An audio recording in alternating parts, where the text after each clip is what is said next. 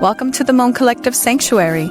I'm Dr. Lydia Luna, and I invite you to join me on a journey of self-discovery, healing, and transformation as we explore the depths of our inner and outer world to unlock our truest potential.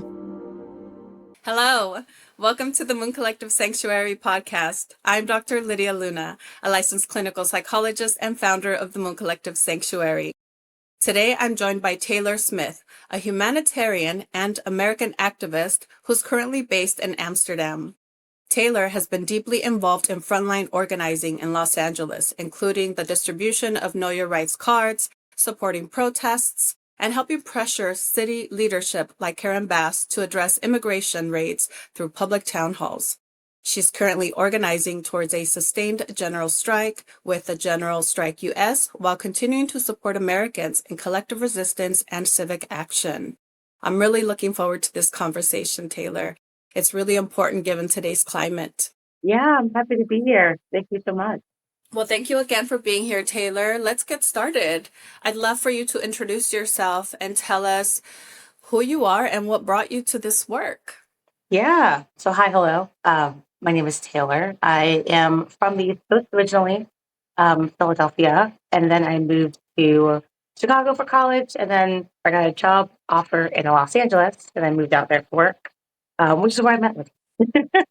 But what drew me to this work, I don't know, from a young age, I remember the reduce, reuse, recycle presentation in like first or second grade.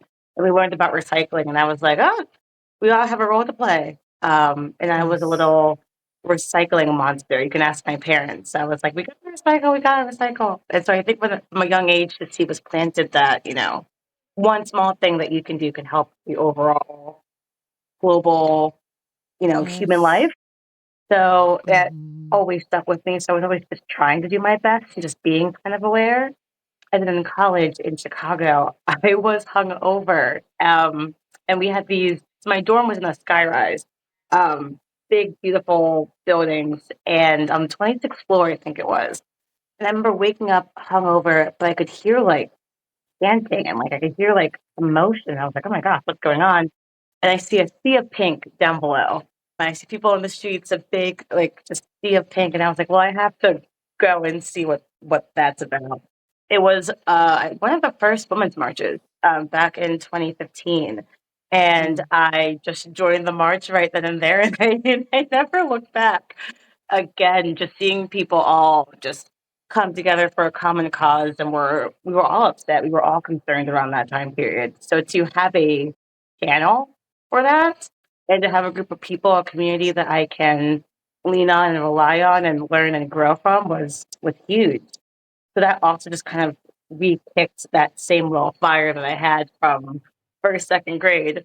But I was in college, so I did what I could, but I wasn't super, gung-ho. And also I think Trump point one, we all kind of thought was moderate compared to where we are right now. And I think we all kind of thought, okay, we learned our lesson. We won't do that again. So I moved out to LA. Biden was in office. And, I think we all took a break. I think we all went to brunch. We all, the one or two protests popped up here or there. But, I think we had 4 long years of Trump and fighting back. And we just kind of took the back seat. So here I am again, Trump point two. And things are very much different than they were a few years ago. So again, that call to action kind of kicked in again. It's like, can't just do nothing. And again, this time there are consequences for everyone. So it's kind of kickstart that fire back into me again. But that's what led me down this crazy path. I love it. This is what I love about us humans is that we're all so diverse. We have different interests. And like for you, even from a young age, you were called to care about something greater than yourself. So I think that's really beautiful. Thank you. Yeah. It just kind of reminds us that the world is small. You'll be shocked. Like, oh, you know that person? And like, oh, you went there, that tiny little, city that I used to love. Like, how did you know? It's just so funny. So it's just, we got to take care of each other and the planet that we live on. Yes. I love this notion of taking care of each other. So maybe that's how we can segue into our topic today, there are a lot of things that are happening right now in our country and the world. And it can feel overwhelming to really take in everything and pay attention to everything that's happening. But I think it is important to discuss the topic that's at hand today. This notion of ICE using warehouses and turning them into detention centers, which is really alarming because this means that something else is going to happen. There Yeah. is a plan being created for something.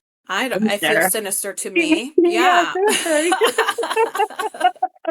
Yeah. So, and a lot of people don't know about this. I mean, this is why No. I invited you on because, I've been paying attention, and then there's times where I take a little break because it feels like a lot to recharge and reset, and Yeah. then I come back.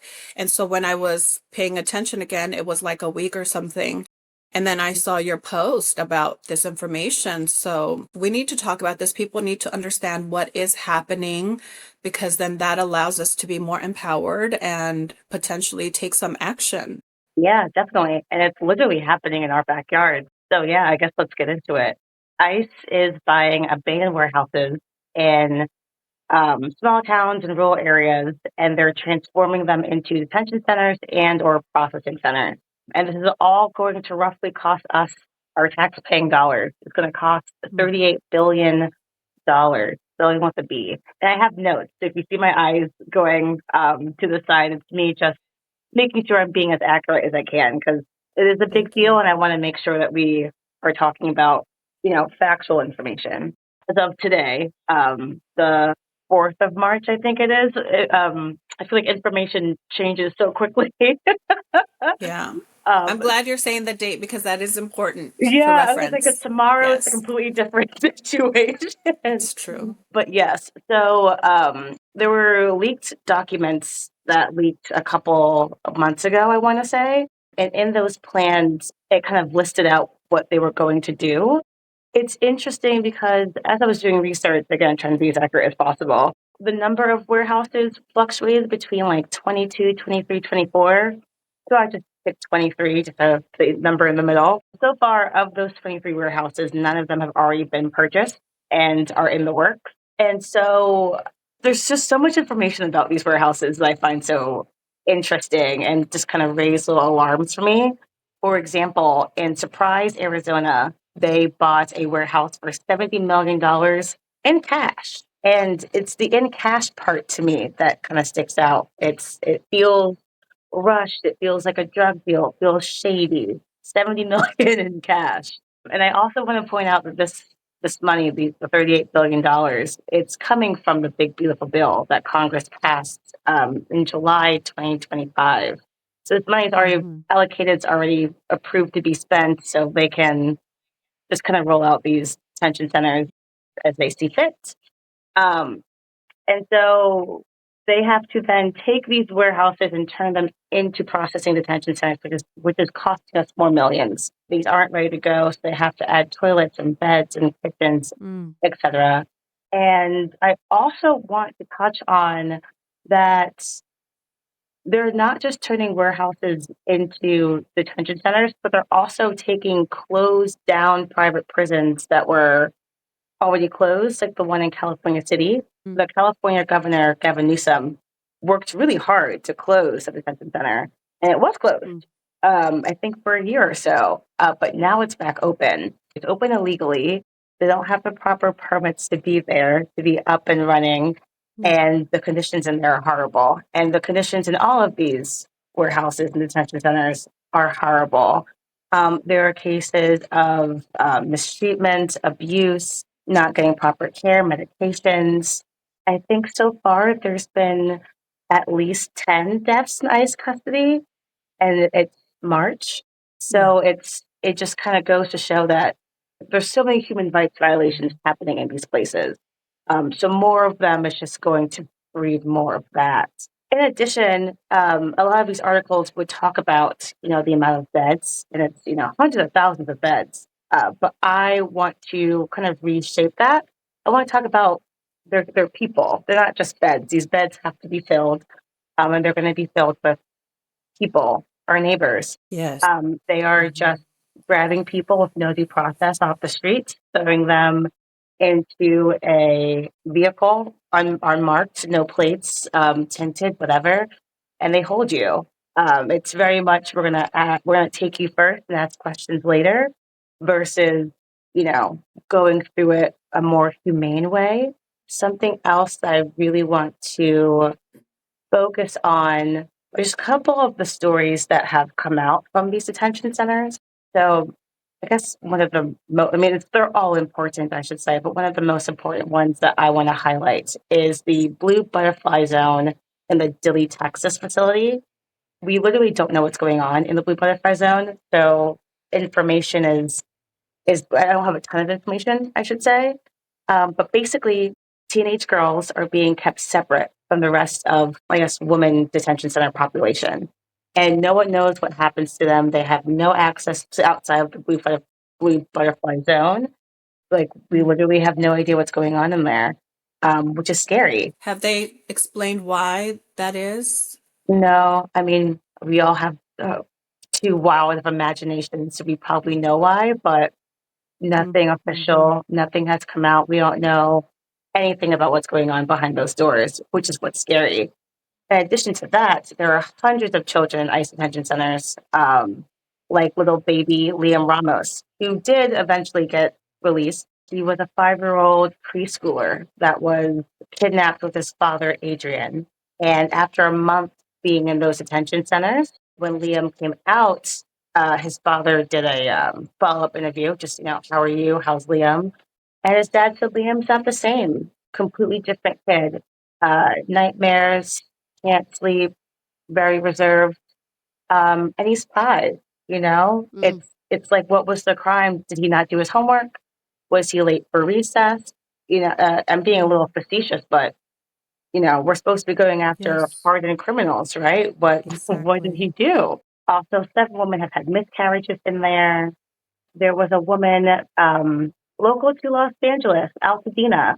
Her name is Mitsuma Khan, and she was in the California City Core Civic Detention Center. And my little corner of the world, my team in Los Angeles, we heard her daughter made a lot of noise about her mother being detained at a routine checkup. And she was doing it the right legal way. She was going in for a checkup. ICE detained her. No access to a lawyer, poor treatment, no medications, and just no access to the outside world. Her daughter didn't know where she was. Luckily, one of us saw it, and we fought like crazy, and we were able to get her out. But there's still a lot of trauma in there, too. And now when Masima does go for her routine checkup to her court date, we go with her just because we don't want to risk anything else happening to her. And then last but not least, there is an Irishman in the El Paso, I believe, detention center, which is, those are the tent camps. That's another reason why they're trying to convert these warehouses to detention centers. Right now, they have the concentration camp-like tents that are housing people. That's what's happening in Alligator Alcatraz, which is still open, even though it was supposed to be closed, still operational. That's what's going on in El Paso. This Irishman, I believe his name is Seamus, and he is in the United States on a work permit, no criminal record. And he was able to call home, Ireland, to basically be like, help. And they played his testimony. And just to quote him, it's overcrowded. People are terrified. And he called it a modern day concentration camp. So allegedly having 23 more of these spread out across the United States is absolutely not what we want to see. You said so many things here that are so important. So you said beds have to be filled. Is it accurate to say that a lot of these centers are privately owned? So they're government funded, but they're privately owned? Yes, these are private owned for-profit prisons. Yes. So every person that gets put in a bed or in a detention center is a dollar sign. It's money being made to whoever's invested, whoever owns the prison, the government, etc. So yes, this is all just making money in the grossest way possible. Yeah. Which would justify this notion of taking people first and then asking questions, because as soon as somebody is just taken, then they're placed in there. Now money is being made off of this Yeah. person. Yeah, because you're in there for at least 2 months. Yeah. And I heard you say a lot of these people, they were doing everything the way they are supposed to be doing. So they're not criminals. They're not doing something illegally. They were showing up to their appointments. They have the proper paperwork. Yeah. Yep. Or they were on their way to preschool. Yep. And then you also mentioned the butterfly zone. So has anybody that's gone in came out and can share what No, it's like in that's there? what's creepy. Yeah, I think a couple members of Congress have tried to go in that room too, and they were absolutely told no. So we know it's a room. We know teenage girls are in there, but we don't know what's This going on. is, I know. I I get mean, this chills. is I truly know. alarming. So there's young girls underage without guardianship. Who is supervising? We don't have I was any gonna of say, this and no information. legal aid. And they don't have contact with family members once they go in. For Dilly, I can't quite say, but I know for us in LA, it's hard. Yeah. They make it really hard. They make it expensive for you to call out, and they make the visiting hours super limited and obviously inconvenient. And I know something that's really difficult for us down at the detention center in LA, the MDC. Sometimes when we have those big, massive protests, like a No Kings Day, it will be in the middle of their visiting hours. And so, as Uh-huh. a little bit of retaliation, they'll just say visiting hours are closed because there's too many people outside, essentially. So we're also kind of battling that too out there. It's tough because like we should be out here protesting and being witnesses and watching what's happening, but we are also cognitive of it does kind of affect people on the inside. It's not a perfect system. But going back to Dilly, as far as I am aware, I don't think anyone's had access inside or we Yeah. don't know anything. Yeah. Wow. I think this is a good wake up call for a lot of us, that there are lives that are really depending on us who can do something. I could only imagine, I can't even imagine what it would be like, but to be a young girl, even anyone, any one of those people in there, but especially children who don't understand. They're relying on us adults who are capable. This is not about race. This is not about legal versus illegal status. This is about human beings being put in these detention centers and being afraid and not being given their due process, Yeah, even. And this is all for profit. I mean, this is so alarming. This is a it wake is. up call to us all. Yeah, no, it really is. And I want to touch on that too. Deportation, from what I have gathered from talking to immigration lawyers, because there's a lot on Instagram, there's a lot that I meet just, on the front lines outside the detention center. And from what I gather from them, deportations are a process. They take several months. It's not a quick little see you later. It's a lot of paperwork. It's a lot of steps. And so to just bypass all of that and just throw someone in a cell, have no access to the outside world, and just a little insight that I know, they kind of psychologically torture. So the lights are on, they don't feed you, they don't give you water, they just kind of throw you in a cold room, you're by yourself for at least 2 days. And then eventually someone comes with a piece of paper. Most likely there's a language barrier too, but they come with a piece of paper and they go, sign this. You're hungry? Like, you want to go? Sign this. And then people just sign their lives away because, hey, you're starving, you're delirious, you don't know what's going on. Or you're young and you're scared and you're just like, whatever, I just want to see my mom. I think the hardest part for me is that it literally feels like we're in an episode of what is it, like the Twilight Zone or Black Mirror, where maybe I presume that all of this kind of has been happening more covertly, but now it's more overt. It's in our face. It's being done almost unapologetically with justification. And so as some of us are waking up, we're looking around, but we're all kind of behaving normally, like we're either not paying attention, we're avoiding, we're in denial. I don't know, but it's like the alarms need to be sounding off right now with all of this. Yeah. And that's kind of why I made that post. I was on the tram just thinking about all the things. And I was like, I kind of hit me. I was like, I don't think people know about these warehouses being turned into detention centers. I was like, I feel like if people knew, those alarm bells will start going off and people will start getting a little Yeah. bit upset and concerned, which we'll talk about later because people are showing up and there is people power happening. So I know it turns dark right now and it will sound dark a little bit longer, but people are showing up and people are having their voices heard and it is working. So I do want to leave that little foreshadowing bright light that, you know, the more people that show up and kind of take that hard look in the mirror, 'cause it's a hard look in the mirror, the better. So these are just supposed to be temporary processing centers, right? So I think part of the thing we should be questioning is if they are temporary, why are we building so many of them? Yes. Yes. That is also the biggest question. If we're deporting people, then why do we need these processing and detention centers? And I think that's another thing that I should mention too. It's some people are being deported, others are not. There's not enough articles for me to say what's happening to those people, but it is something for us to all kind of keep our eyes on. Not everyone is being deported. But yeah, that should also concern us, if we are, if it's a quick little process if it's a process that we're making quicker just to get people out of here, yeah, then we don't need to spend $38 billion. No. Yeah.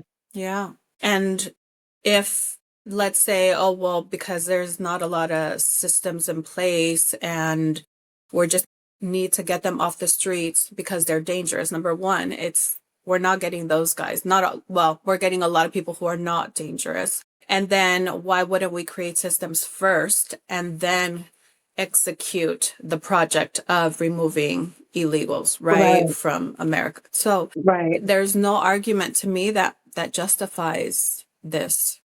No, no. So per DHS and ICE, you always gotta look at the other side of the aisle when we have these conversations, unfortunately. But per DHS and ICE, they were transferring people based off of states. And please note, I hinted overcrowding earlier. They were transferring people based off of space, but now with this new project, that won't be an issue for them.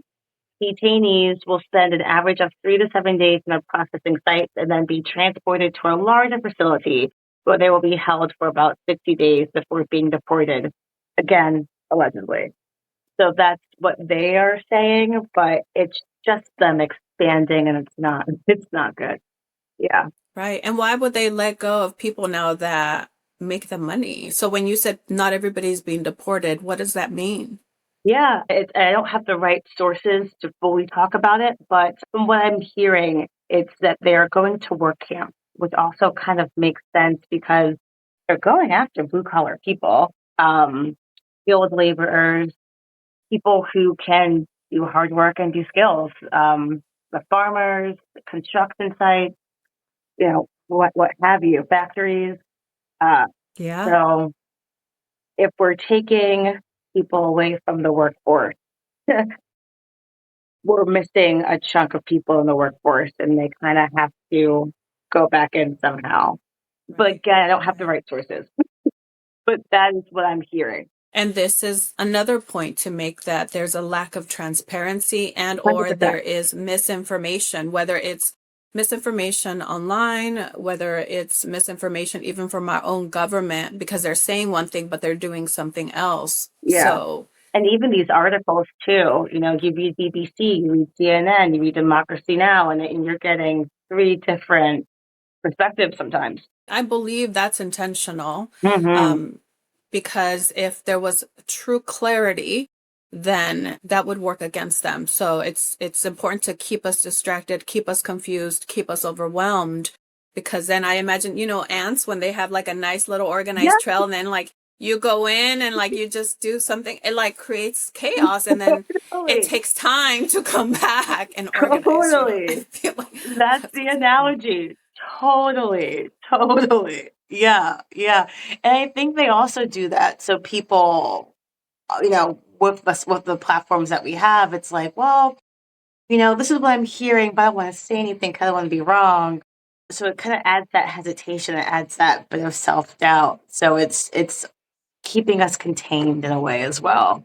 This is because we're ethical and moral people, so that matters to us. Are we being factual? Are we being accurate? Are we being honest? Yeah. And the dangerous part right now is that government leadership, like people high up are not being ethical and moral and are not being honest. So now it's like we're not like meeting people at the same level Yeah. anymore.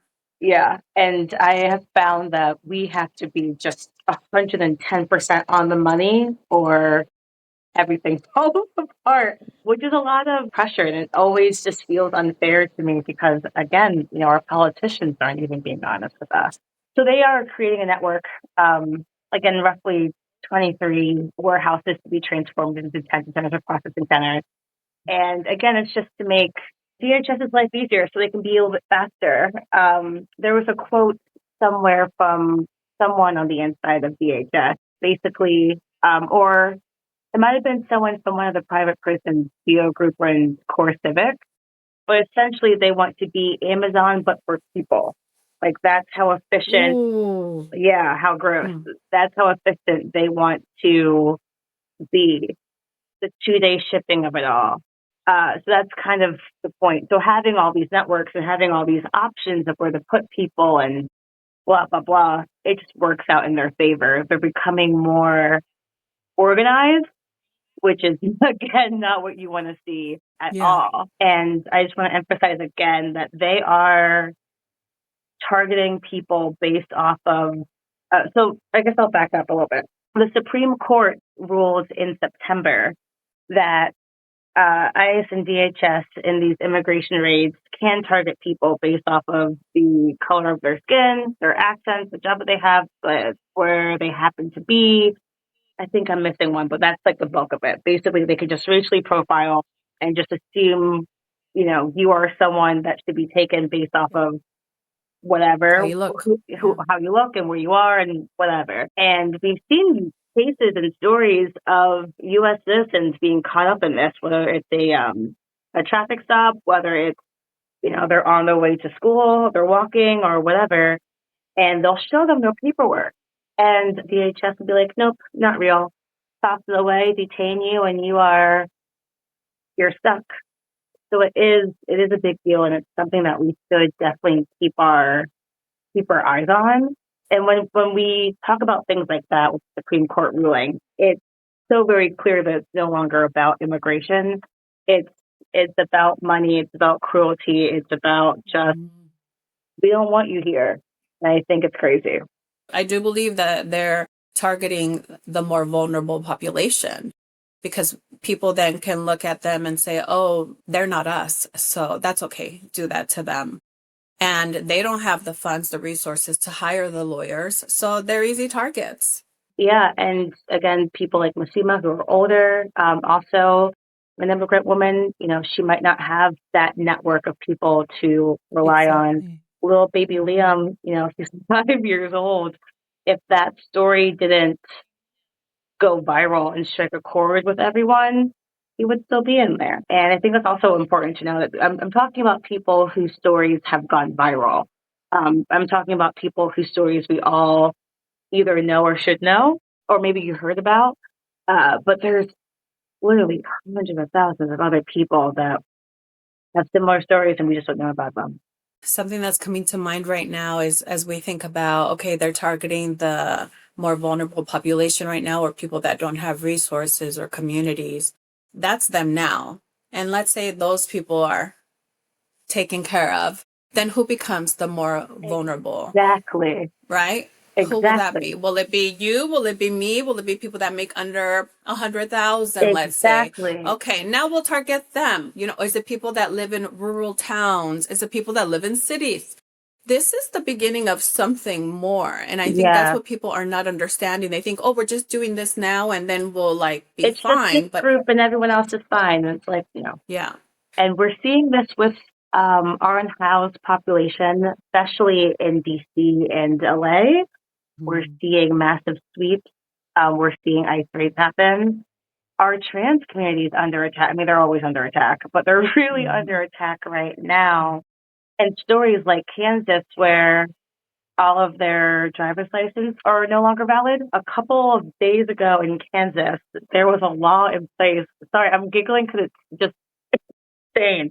There's a law in place that basically said that if your driver's license, I believe, has the trans marker, or if you were a woman and now you're a man, so your license says that you're a man, it's no longer valid. And it happens literally overnight. I think maybe 1 day notice, and like that's that. And so if you want to be ballsy and go, I'm just going to drive anyway, like, what are they going to do to me? If ICE pulls you over, then it goes to it, that expanding that group a little bit. Yeah, they're not going to spend 38 billion just to be like, all right, that's No, it. because like you said, then they're going to have to fill these beds. Otherwise, they're going to lose money. So Absolutely. what I imagine, with the whole, I mean, this is a little bit of a tangent, but with AI and increased surveillance, I Yeah. imagine that what this can lead to essentially, and I'm just imagining here, but that the laws will become more stringent or they will create loopholes or take away certain rights so that more and more people start breaking the law.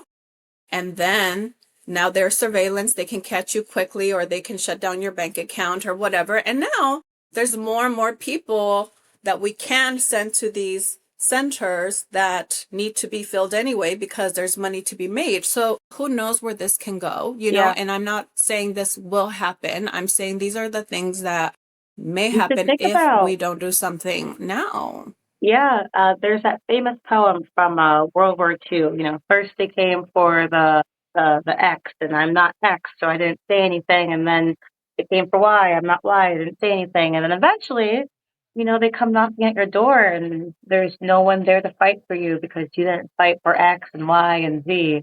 That's So, right. yeah, I think that's a very real possibility that this snowballs into something bigger. And I feel like we're at a crossroads here or at a juncture where there is still time to do something. Yeah, I know it feels dark and dreary every day, but every now and then there's a cloud break, and you can kind of see the sun, and we get a small win. Yes. We have a little bit of time, so we can absolutely fight back. Yeah, Yes. And before we get to that, because I do think it's important to highlight where we do have power and even yeah. bring examples of it showing itself. Just to back up the truck a little bit, one of my teammates from my little corner of the world in Los Angeles, he had the great idea way back when to start following DHS in the White House on social media, which is not for the faint of heart at all. But it's nice because we do kind of have to see what they're thinking and what they're planning and what the spin is, what the propaganda is, right? And so because he was following the Department of Homeland Security's official page on Instagram, he started seeing these posts of just remigration and just white supremacy propaganda and like dog whistles.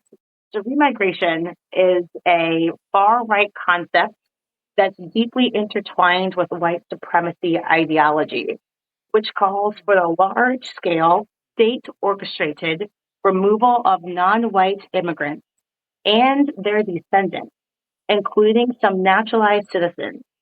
And that last part is important because Donald Trump talks about that a lot, about denaturalizing people, which kind of goes back into this remigration thing. Essentially, it's ethnic cleansing. It's belief.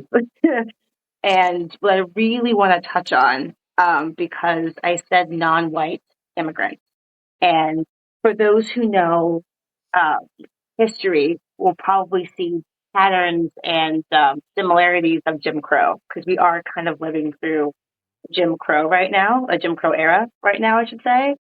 And in that era, if you were Irish, Italian, or Polish, you were considered non-white. You could pass for white, of course, but you're not considered a part of the club. So seeing stories like the Irishman who's in El Paso doesn't really surprise me. There was another massive raid in Georgia back in September of 2025 with a massive Honda LG battery raid. Over 300 South Koreans were deported from Georgia during that raid. And they were here on a special B1 visa. It was a mutual partnership between us and South Korea to like build whatever factory plant they were building for Hyundai. And that raid kind of messed up that partnership. But again, I wasn't surprised to see that raid because South Koreans are non-white. So I think a lot of people were thinking, oh, this is just a Hispanic Latino issue. Like, everyone chill out. But it's a non-white issue is what it is. So this is on DHS, on the DHS website? I think it might be on the website if you look, but it's definitely on their Instagram. Yeah. You'll see Wow. you'll see those the dog whistles and the old portraits. And I think they actually do say remigration a few times, just like straight up, like, this is what we're doing. It's true. People show us who they are. Little by little, Yeah, I we're can being say a lot shown. of things about this administration, but they're always very forthcoming. And I do appreciate it. It's like, please tell me what to look out Right. for so I can arm myself appropriately. But it's crazy how people still just think it's remigration, but I'm not talking about you. It's, Right. yeah, they Right. absolutely Right. are. Yeah. Right. I hope you enjoyed this episode of the Moon Collective Sanctuary podcast. Learn more about Taylor and her work by following her on Instagram and subscribing to her Substack. I'll add her handles on the show notes below. We'd love for you to show your support by liking, subscribing, and sharing this podcast with a friend. So in our next episode, you'll hear part 2 of my interview with Taylor. We'll discuss the importance of finding purpose in this moment by expanding your awareness, living intentionally and coming together to move the needle, and what actions you can take today to be an active participant towards positive change. So until then, take care. Thank you for joining me on the Moon Collective Sanctuary. Remember, your journey to a more fulfilling and empowered life continues beyond this episode. Until next time, may you remember who you are and stay open to embrace all that life has to offer. Continue your personal transformation beyond this podcast. Explore our range of healing services and upcoming events at mooncollectivesanctuary.com.